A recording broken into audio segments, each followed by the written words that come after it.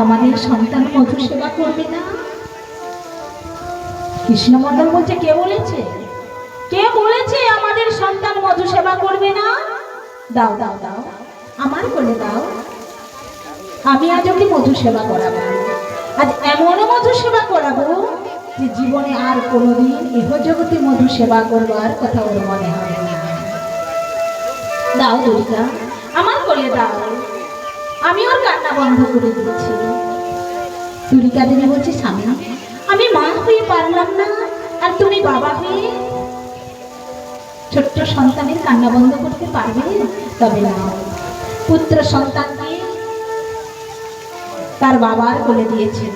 আর কৃষ্ণমন্ডল তার ছোট্ট পুত্র সন্তানকে কোলে দিয়ে বলছে, ওরে বাবা, আমি যে পেটের কান্না ভিক্ষা করে দিন যাই,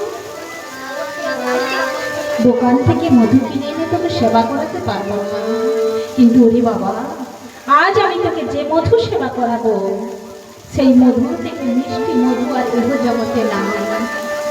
এই বলে কি করছেন না, পুত্র সন্তানকে কোলে নিয়ে সেই মিষ্টি মধু হরিনাম শ্রবণ করাচ্ছেন। এত বলে শোনাইল